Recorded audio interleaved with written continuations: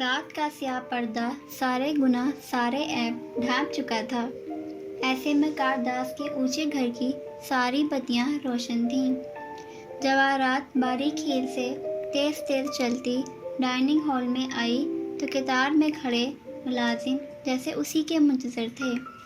فیونا نے آنکھ سے ایک سر جھکائے کھڑی فلپائنی ملازمہ کی طرف اشارہ کیا۔ جواہرات مسکراتی ہوئی اس کے قریب گئی تو اس نے فلپائنی میری اینجیو نے سر اٹھایا، پھر ندامت سے جھکا لیا۔ کیا تم اس جوہری سے میرا نیکلس لے آئی ہو جس کو تم نے وہ بیچا تھا؟ سرد سی مسکراہٹ کے ساتھ اس نے پوچھا۔ میری نے سرخ مدھورم آنکھیں اٹھائیں۔ یس میم، وہ ڈبہ میں لے آئی ہوں۔ پھر کھولا۔ جواہرات نے 2 انگلیوں پہ وہ نیکلس اٹھا کر دیکھا۔ ہیرو کا نازک نیکلس ویسا ہی تھا، اور تمہاری چوری کا علم ہونے پر میں نے تم سے کیا کہا تھا؟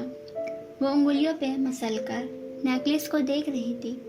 یہی میم کہ اگر میں نیکلس واپس لا دوں تو آپ میری ایجنسی کو نہیں بتائیں گی اور میں باعزت طریقے سے اپنے ملک واپس جا سکوں گی، وہ ڈرتے ڈرتے بولی۔ جواہرات نے شیرنی جیسی آنکھیں اٹھا کر اسے دیکھا۔ پھر تو خوش ہو جاؤ کیونکہ میں تمہاری ایجنسی کو پہلے ہی سب کچھ بتا چکی ہوں۔ کل تمہیں یہاں سے ڈی پورٹ کر دیا جائے گا اور تم دوبارہ زندگی بھر یہ نوکری نہیں کر سکو گی، کیونکہ میرے نزدیک اس کی یہی اہمیت ہے۔ کہتے ہوئے جواہرات نے نیکلس اچھال دیا۔ وہ اڑ کر ایک مصنوعی پودے کے گملے میں جا گرا۔ وفاداری سے بڑھ کر کسی چیز کی اہمیت نہیں ہوتی میری، اب تم جا سکتی ہو۔ اس نے تمکنت سے فینا کو اشارہ کیا جو شوکڈ اور صدمے سے چور میری کو وہاں سے لے جانے لگی۔ کسی ملازم میں ہمت نہیں تھی کہ گملے میں گرے نیکلس کو دیکھ بھی لیتا۔ جواہرات اسی طرح چلتی ہوئی ہال کراس کر کے لاؤنج میں آئی اور چہرے پہ معصوم معذرت خواہ مسکراہٹ سجائے فارس کو مخاطب کیا جو ایک پینٹنگ کے سامنے کھڑا تھا۔ وہ ابھی آیا تھا۔ تمہیں دیکھ کر بہت اچھا لگا فارس، تم ٹھیک تو ہو؟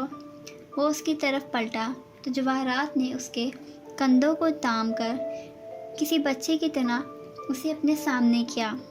او تو تم کتنے کمزور ہو گئے ہو، اپنی رنگت تو دیکھو۔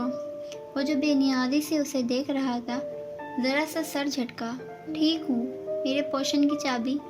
آف کورس وہ میرے پاس ہے، میں اس کی صفائی کرواتی رہی ہوں، مگر تم دیکھ رہے ہو پارٹی قریب ہے اور سارا سٹاف مصروف ہے۔ مجھے جیسے ہی تمہاری آمد کا پتہ چلا میں نے گیسٹ روم سیٹ کروا دیا۔ آنٹی میں اپنے گھر میں جانا چاہتا ہوں، اس نے جیسے بیزاری کو ظاہر نہ کرتے ہوئے کہا۔ جواہرات مسکرا کر اس کو بازو سے تھامے آگے بڑھنے لگی۔ وہ خاموشی کے ساتھ چلتا آیا۔ کیا تم مجھے صرف ایک ہفتے کے لیے اپنی مہمانداری کا حق بھی نہیں دو گے؟ تم جانتے ہو تمہاری رہائی کے لیے میں نے اور ہاشم نے بہت کوشش کی، مگر میری جان ہم کیا کرتے، یہ عدالتی نظام بہت خراب ہے۔ آئی ہوپ تم ہم سے خفا نہیں ہوگے۔ نہیں ایسی بات نہیں ہے، وہ رواداری میں آ کر رکا۔ جواہرات نے مسکراتے ہوئے فیونا کو اشارہ کیا۔ اس نے فوراً دروازہ کھولا۔ اندر سجا سجایا کمرہ تیار تھا۔ پارٹی کے بعد تمہارا پوشن تیار کروا دوں گی، اب تم آرام کرو۔ مسکرا کر کہتی وہ وہیں کھڑی رہی۔ فارس خاموشی سے اندر چلا گیا۔ وہ شاید خود بھی اپنے گھر سے بچنا چاہتا تھا۔ دروازہ بند کر دیا۔ جواہرات کی مسکراہٹ سمٹی، آنکھوں میں اضطراب ابھرا اور کڑھن وہ پلٹی تو بیرونی دروازے پہ ہاشم آ رہا تھا۔ پیچھے ایک سوٹ میں ملبوس ملازم بریف کیس اٹھائے ہوئے تھا۔ جواہرات تازگی سے مسکرا کر تیزی سے اس تک آئی۔ ہاشم نے دروازہ بند ہونے سے قبل فارس کو دیکھ لیا تھا، تبھی تاثرات برہم ہوئے۔ مہک کے قریب آ کر دبی دبی سی آواز میں گرایا، یہ یہاں کیا کر رہا ہے؟ مجھے اسے پارٹی میں دیکھنا ہے اور تب تک اسے یہاں روک کر رکھنے کا اس سے بہتر کوئی طریقہ نہیں ہے۔ پھر مسکرا کر ہاشم کا شانہ طبقا۔ اور مجھے اس کے یہاں ہونے سے کوئی ڈر نہیں، کیونکہ میں جانتی ہوں ہاشم سنبھال لے گا۔ مگر ہاشم کو تسلی نہیں ہوئی، وہ مسکرا بھی نہ سکا۔ بابا، سیڑھیاں بھاگ کر اترتی فراق میں ملبوس چھوٹی سی بچی ادھر آ رہی تھی۔ کوٹ کے بٹن کھولتا ہاشم بے اختیار مڑا، آنکھوں میں بے پناہ پیار امٹ آیا۔ وہ جھکا اور دوڑتی ہوئی بچی کو اٹھا لیا۔ بابا کی جان کب آئی ہو؟ باری باری اس کے گال چومتا وہ پوچھ رہا تھا۔ جواہرات نے مسکرا کر دونوں کو دیکھا اور آگے بڑھ گئی۔ تلخی کام دہن کب سے عذاب جان ہے۔ رات ذرا گہری ہوئی تو اس کی چھوٹی سی مارکیٹ کی دکانیں بند ہونے لگیں۔ اب فقط چند بتیاں روشن تھیں۔ وہ دور ایک درخت کی اونٹ میں چھوٹی سی گاڑی کھڑی تھی۔ ڈیش بورڈ پہ خاکی پھولا ہوا لفافہ رکھا تھا۔ ڈرائیونگ سیٹ پہ بیٹھے سعدی نے کلائی پہ بندھی گھڑی دیکھی اور پھر پیچھے دیکھا۔ ارد گرد کوئی نہیں تھا۔ تبھی اس کا موبائل بجا۔ اس نے اپنے سامنے کیا تو نیلی روشنی چہرے پہ پڑنے لگی۔ بلاک نمبر کالنگ لکھا آ رہا تھا۔ سعدی نے اٹھا کر احتیاط سے ہیلو کہا، پھر دوسری جانب سے آواز سن کر جیسے اعصاب ڈھیلے پڑے۔ جی بوس، کیسے رہی کانفرنس؟ تم نے ایک بہت اچھی چیز مس کی ہے، اس سے زیادہ اہم کچھ نہیں ہونا چاہیے تھا تمہارے لیے۔ فون میں سے ہلکی سی نسوانی آواز سنائی دے رہی تھی۔ سعدی کا چہرہ تاریکی میں نیم واضح تھا۔ اس نے زخمی سا مسکراتے اور پھر سے پیچھے دیکھا۔ بہت کچھ اہم تھا یہاں۔ خیر، کانفرنس کا سنائیں۔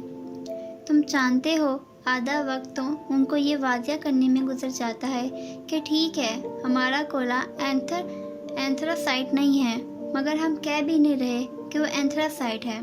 میں مان رہی ہوں کہ وہ لگنائٹ ہے اور ہمارے علاقے میں صدیوں سے دبے فوسلز اس سے بہتر کوئلے میں تبدیل نہیں ہو سکتے۔ ویسے بھی، اور اگر وہ روانی سے بولتے ہوئے رکی، پتہ ہے سعدی، آج مجھ سے کسی نے وارث کے کیس کے بارے میں پوچھا، اس کا کیا بنا؟ وارث کو سزا ہو گئی؟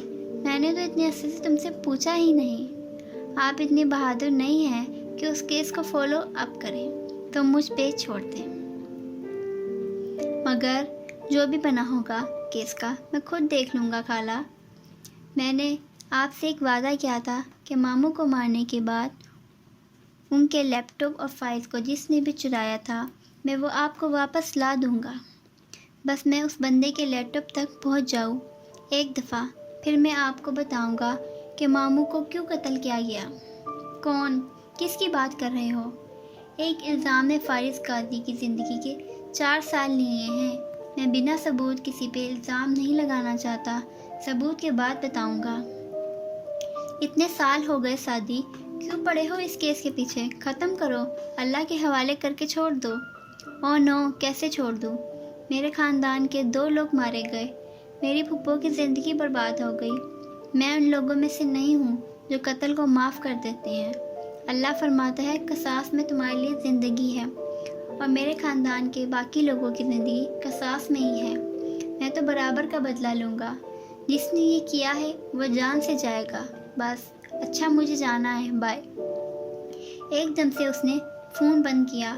فرنٹ سیٹ کا دروازہ کھول کر ایک فربہی مائل اور دیر عمر شخص اندر بیٹھ رہا تھا۔ سعدی خاموشی اور سنجیدگی سے سامنے دیکھنے لگا۔ اس شخص نے تلخی سے سعدی کو دیکھا۔ میں نے اسے بری کر دیا ہے، اب وہ جو تم نے دینا تھا مجھے دو۔ سعدی نے خاموشی سے ڈیش بورڈ سے خاکی لفافہ اٹھا کر انہیں تھمایا۔ جسٹس سکندر نے اندر جھانکا، چہرے پہ مزید کڑواہٹ پھیلی، کان کی لوئیں سرخ پڑی۔ میرے بارے میں اگر یہ گند باہر نکالا تو غم و غصے سے آواز کانپنے لگی۔ سعدی نے گردن موڑ کر ان کو دیکھا۔ اگر آپ مجھے جانتے ہوتے تو اندازہ لگا لیتے کہ میں ایک شخص کی زندگی بچانے کے لیے آپ کے خاندان کے 5 افراد کی زندگی برباد نہیں کروں گا۔ میں اس حد تک بھی نہ چاہتا۔ اگر آپ میری بات سن لیتے، میں آیا تھا آپ کے پاس جسٹس صاحب، میں نے آپ کی منت کی تھی کہ فارس قاضی بے قصور ہے، مگر آپ نے میری نہیں سنی تھی۔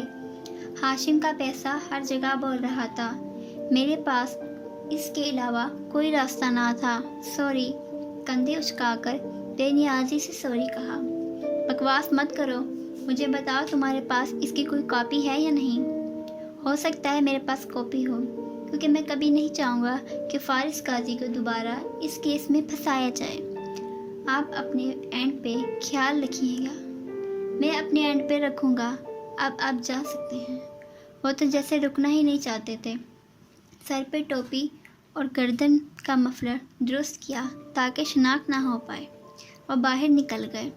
سعدی نے ہلکے سے کندھے اچکائے اور کار سٹارٹ کر دی۔ کثرے کاردار پہ رات کی تاریکی سیاہ بادلوں کی طرح اتری ہوئی تھی، جو گہرے پر اسرار رازوں سے لدے ہوں، ایسے جیسے بس ابھی برسنے کو تیار ہوں، اور نہ برسیں تب بھی ان کی خوفناک گرج دور دور تک سنائی دیتی ہو۔ ایسے میں فارس قاضی سبزہ زار پہ اپنی انیکسی کے سامنے کھڑا تھا۔ یہ جگہ ہاشم کے کمرے کی عقبی بلونی سے صاف دکھائی دیتی تھی۔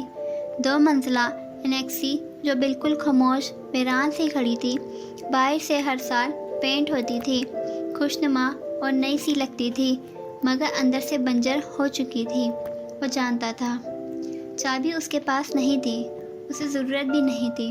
وہ قدم قدم چلتا برآمدے میں آیا، داخلی دروازے پہ رکا، مڑ کر ایک نظر خاموش اور اندھیرا سبززار پہ ڈالی۔ کارداز اس وقت گھر پہ نہ تھے، وہ جو تھے وہ سو رہے تھے۔ وہ واپس گھوما اور جھک کر پنجوں کے بل زمین پہ بیٹھا۔ جیب سے ہاتھ باہر نکالا تو اس میں پتلی سی تار تھی۔ اس نے تار لوک کر کے اندر ڈالی اور اسے مختلف زاویوں پہ گھماتا رہا۔ 1 2 3 4 5 6 کلک آواز سی آئی اور لوک کھل گیا۔ وہ تار جیب میں ڈال کر اٹھا اور دروازہ کھولا۔ انیکسی اندھیری پڑی تھی۔ فارس اندر آیا۔ اس نے کوئی بتی نہیں جلائی، قدم قدم چلتا آگے آتا گیا۔ در و دیوار میلے سے لگتے تھے، ویران اور مکڑی کے جالوں سے پر۔ صوفے پہ چادریں پڑی تھیں، فضا میں گرد کی تبیس طے تھی۔ وہ اندھیرے میں وہی کھڑا رہا، یوں ہی گردن موڑ کر ویران نظروں سے بیرونی برآمدے کو دیکھنے لگا جو کھلے دروازے کے باعث نظر آ رہے تھے۔ فارس قاضی آپ کو دوہرے قتل کے جرم میں گرفتار کیا جاتا ہے۔ یہیں اسی برآمدے میں کھڑے انہوں نے اسے ہتکڑی لگائی تھی۔ اس نے گردن موڑی۔ یہیں اس گھر میں وہ ہنس مکھ سی لڑکی بھاگتی نظر آتی تھی، زرتاشا، اور یہیں اس گھر میں وہ اس رات ٹہل رہا تھا اور بے چینی میں، کرب سے، جب وارث قاضی کو مارا گیا تھا۔ تب ادھر اس نے نگاہیں اٹھا کر دیکھا۔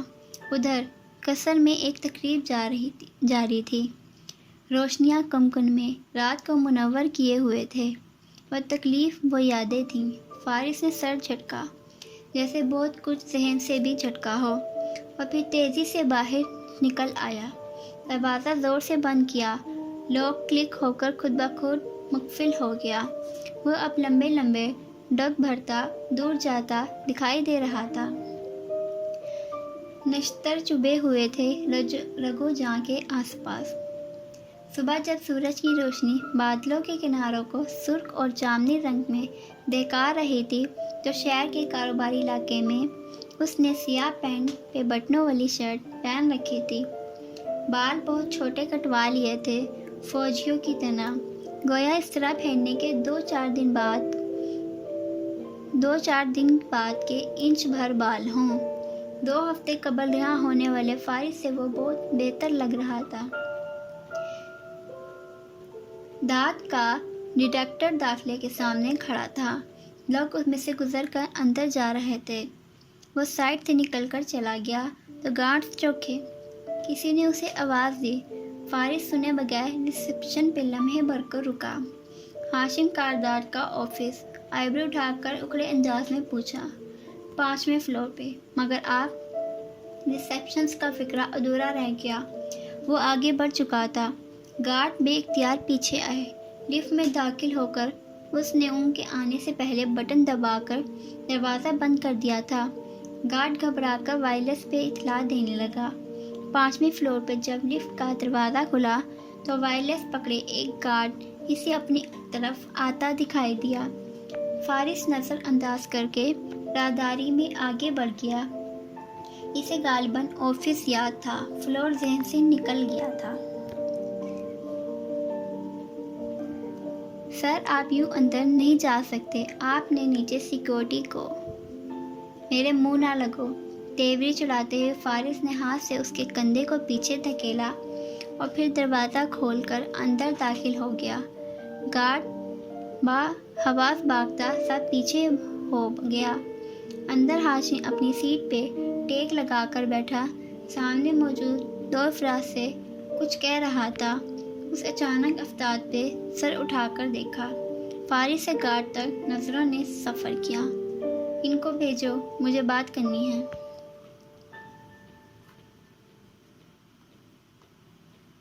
فارس نے تیسری کرسی کھینچی اور ٹانگ پہ ٹانگ رکھ کر بیٹھ گیا۔ ہاشم کے لب بیچ گئے۔ آنکھوں میں ابھرتی ناگواری کو اس نے ضبط کر لیا۔ سر، میں نے ان کو منع کر رہا تھا مگر یہ… ہاں ٹھیک ہے، میں نے ہی بلایا ہے۔ تازہ دم ہو کر مسکراتے ہاشم نے ان کو جانے کا اشارہ کیا۔ وہ نکلے تو ہاشم پیچھے ہو کر بیٹھا اور خاموشی سے فارس کو دیکھا۔ کیوں بلایا ہے؟ اس نے ایبرو اٹھا کر اکھڑے اکھڑے انداز سے پوچھا۔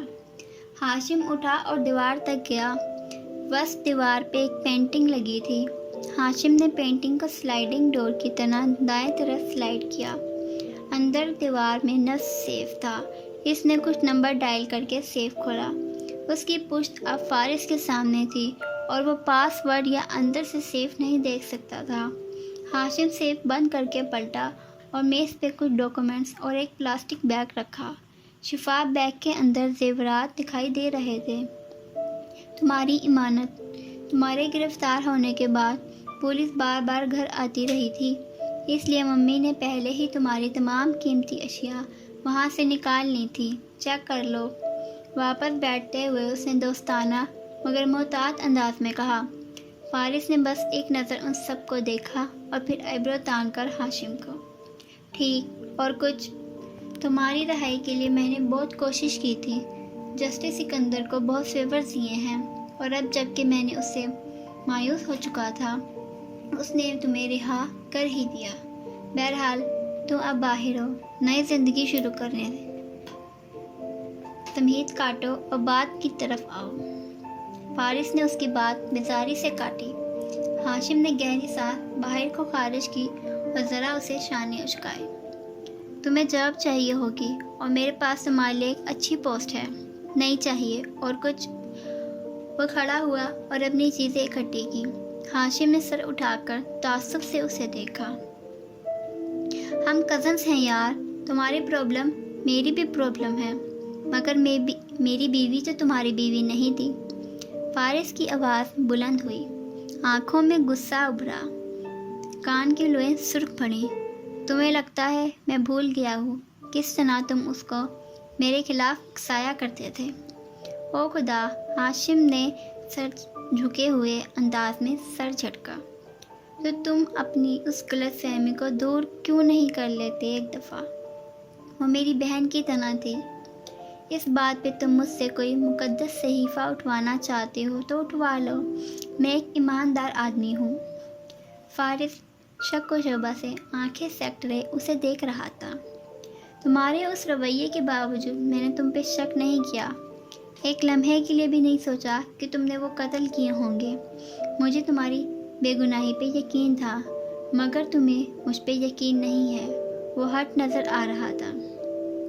فارس کے تاثرات دھیمے پڑے، مگر وہ اسی طرح اسے دیکھتا رہا۔ ہاشم اب اٹھا، دونوں کے درمیان میز حائل تھی۔ اور مجھے تمہاری فکر ہے، کیا کرنا چاہو گے اب؟ جس کے خاندان کے 2 افراد مار دیے گئے ہوں، اسے کیا کرنا چاہیے سوائے ہر ذمہ دار شخص کا گریبان پکڑنے کے؟ کمرے میں جیسے کاربن مونوکسائڈ بھر گئی تھی۔ ہاشم کا دم گھٹنے لگا۔ اس نے بے احتیاط ٹائی کی نوٹ ڈھیلی کی۔ میں تمہارے ساتھ ہوں، مجھ سے اچھا وکیل تمہیں نہیں ملے گا جو اس کیس کو دوبارہ سے زندہ کرے اور اصل قاتلوں کو سامنے لائے، اس لیے جاب نہیں کرنی یہاں مت کرو، مگر جب اور جیسے تمہارے کچھ معلوم ہو تو تم سب سے پہلے مجھے آ کر بتاؤ گے، رائٹ؟ ہاشم نے مصافحہ کے لیے ہاتھ بڑھایا۔ فارس اکھڑا اکھڑا سا دیکھتا رہا، پھر متضباط سا ہاتھ ملایا۔ ہاشم مسکرا دیا۔ فارس باہر نکلا تو جواہرات چوکھٹ پہ دکھائی دی۔ اس کے چہرے پہ اضطراب تھا۔ تیزی سے ہاشم تک آتے اس نے پوچھا، یہ کیوں آیا تھا؟ ساتھ ہی دروازہ بند کیا۔ جب بھی اس کو آزاد دیکھتی ہو تو مجھے تمہارے ہاتھوں میں ہتکڑی نظر آتی ہے۔ ہاشم نے اس کی فکر و پریشانی کو صاف نظر انداز کیا۔ میں نے بلایا تھا، جاب آفر کی، مگر نہیں مانا۔ جاب کیوں؟ اچھا، تاکہ وہ مصروف رہ کر کسی بھی انتقامی کارروائی سے باز رہے۔ ہاشم نے اس بات میں سر ہلایا۔ جواہرات نے ٹھنڈی سانس اندر اتاری۔ اسے تم پہ شک تو نہیں ہے نا؟ اس کے خدشے بڑھتے جا رہے ہیں۔ اگر ہوتا تو اس طرح آرام سے نہ چلا جاتا۔ وہ ہاتھوں سے بات کرنے کا عادی ہے اور اداکار تو بالکل بھی نہیں ہے۔ اس کا فون پھر بجا تو اس نے جھنجھلا کر کال ریسیو کی۔ جی سر، میں آپ کے آفس پہنچ گیا ہوں، بس لفٹ میں ہوں، آ رہا ہوں۔ بہت سرعت سے جھوٹ بول کر کال کاٹی، پھر بریف کیس میں ضروری چیزیں ڈالنے لگا۔ کام سے جا رہا ہوں، شام کو ملتے ہیں۔ جواہرات بدوقت مسکرائی۔ وہ اس نفاست اور خوبصورتی سے آراستہ بنگلے کا اسٹڈی روم تھا جہاں وہ لیپ ٹاپ کے سامنے بیٹھی کام کر رہی تھی۔ بال جوڑے میں بندھے تھے اور سب آنکھیں سکڑے، لبوں سے بال پین کا کنارہ دبائے وہ اسکرین کو دیکھ رہی تھی۔ پھر سر جھکا کر فائل پہ کچھ لکھنے لگی۔ دفعتاً اس نے کھڑکی پہ نگاہ دوڑائی تو رک گئی۔ دو جڑواں بچیاں اپنے ہم عمر 2-3 بچوں کے ہمراہ باہر جاتی دکھائی دے رہی تھیں۔ سارا پین چھوڑ کر بے اختیار باہر لپکی۔ لاؤنج میں زرینہ بیگم بیٹھی سلائیوں پہ کچھ بن رہی تھیں۔ گاہیں بگاہیں چلتے ٹی وی پہ بھی نظر ڈال لیتی۔ سارا، یہ ترک ڈرامے دیکھ دیکھ کر ہم کچھ بے حیا نہیں ہوتے جا رہے؟ انہوں نے تائید چاہی، مگر وہ سن ہی نہیں رہی تھی۔ امی، آپ نے بچیوں کو پھر پارک بھیج دیا۔ میں نے منع کیا تھا نا، بہویں سیکرٹری وہ بے بسی سے کہتی ان کے سر پہ کھڑی تھی۔ زرینہ بیگم نے خفگی سے اینک کے اوپر سے اسے دیکھا۔ بس کرو بی بی، تم تو ایسے پریشان ہو رہی ہو جیسے اکیلا بھیج دیا ہو۔ آس پاس کے بچے بھی تھے اور کرنل خورشید کی ملازمہ بھی۔ ابھی گھنٹے بھر میں آ جائیں گی۔ آپ بھی نا کمال کرتی ہیں، وہ ناراضی سے کہتی ان کے ساتھ بیٹھی، مگر نشست کے بالکل کنارے پہ۔ پتہ ہے نا امی، حالات کتنے خراب ہیں، پھر بھی ان کو باہر بھیج دیتی ہیں۔ اچھا، تمہاری بیٹیاں ہیں تو میری نواسیاں بھی ہیں، دشمن نہیں ہوں میں ان کی۔ گھر میں قید کر کے رکھوں تو بزدل اور ڈری سری سہمی سی بن جائیں گی، بالکل تمہاری طرح۔ انہوں نے اسے ذرا خاطر میں نہ لاتے ہوئے اپنی سلائی جاری رکھی۔ میں نہیں ہوں بزدل، وہ سعدی بھی ہر وقت یہی کہتا رہتا ہے۔ وہ خفا بھی تھی اور پریشان بھی۔ وارث کی موت بھول گئی آپ کو، کیسے ان کو مار دیا گیا تھا۔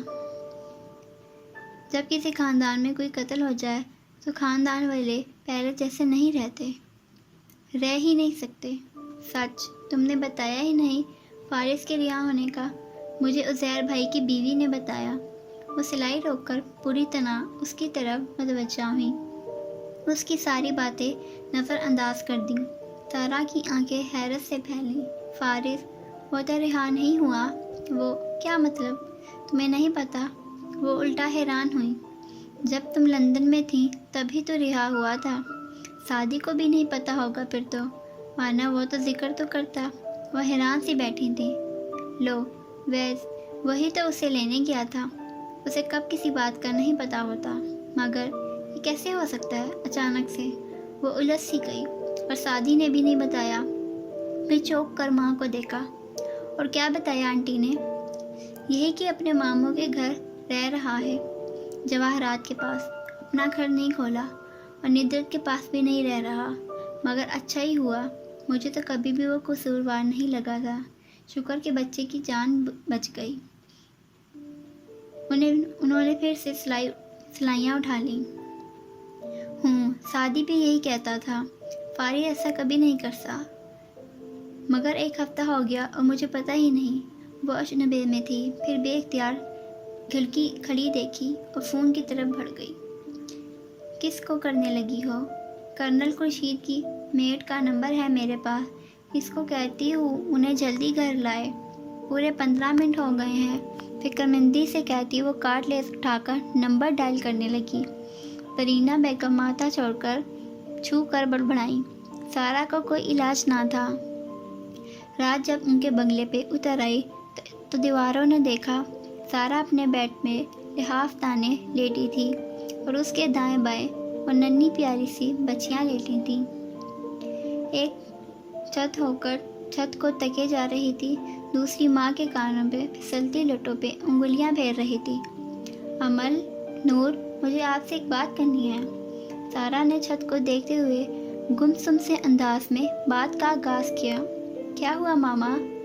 آپ لوگوں کو شاید یاد نہ ہو، مگر آپ کے بابا کے ایک بھائی تھے، رکی ہیں، گہری سانس لی۔ کچھ وجہ تھی وہ یہاں سے چلے گئے تھے، مطلب کہ ان کو جیل ہو گئی تھی، اس لیے۔ مگر فارس چاچو تو رہا ہو گئے ہیں نا؟ امل ایک دم بولی۔ سارا دنگ رہ گئی۔ تمہیں وہ یاد ہیں؟ جی ماما۔ امل نے الٹا اسے حیران ہو کر دیکھا۔ میں نے خود سنا ہے، نانی بتا رہی تھی فون پہ کسی کو کہ اب وہ باہر آ گئے ہیں، تو اب ہم ان سے ملنے کب جائیں گے؟ نہیں امل، اس کے لہجے میں سختی آ گئی، ہم نے ان سے دور رہنا ہے، ان کے ساتھ بہت مسئلے ہیں، ان کے پیچھے برے لوگ لگے ہیں، سو ہم ان کے قریب جائیں گے تو وہ برے لوگ ہمارے پیچھے بھی لگ جائیں گے، اس لیے اب ہم ان سے زیادہ قریب نہیں ہوں گے۔ نور نے سر ہلا دیا۔ وہ ماں کے بالوں سے مسلسل کھیل رہی تھی، مگر امل نے اتنی ہی سمجھداری سے پوچھا، اوکے ماما، لیکن ہم ان سے ملنے کب جائیں گے؟ سارا اس کو دیکھ کر رہ گئی۔ میں نے کہا نا، ہم ان سے ملنے نہیں جائیں گے، بے شک وہ بہت اچھے ہیں، لیکن ان کے ساتھ رہنے سے ہمیں بھی نقصان پہنچ سکتا ہے، اس لیے اب میں تم دونوں کے منہ سے ان کا ذکر نہ سنوں، اوکے؟ درستی سے کہہ کر وہ ذرا فکر مند سی اب لیمپ بجھا رہی تھی۔ نور نے بتی بجھتے ہی فوراً سے آنکھیں بند کر لیں، مگر امل کی آنکھیں پوری کھلی تھیں۔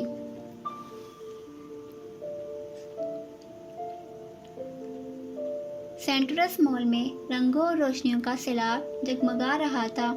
تیسرے فلور کے ایک بوتیک کی ساری بتیاں روشن تھیں، وسط میں مخملی صوفے بچھے تھے، کپڑوں کے ریکس کونوں میں تھے، وہیں ایک قد آور آئینے کے سامنے شہرین کھڑی تنقیدی نگاہوں سے اپنا پہنا ہوا گولڈن گاؤن دیکھ رہی تھی، جس کی ایک آستین نہیں تھی اور دوسری کلائی تک آتی تھی۔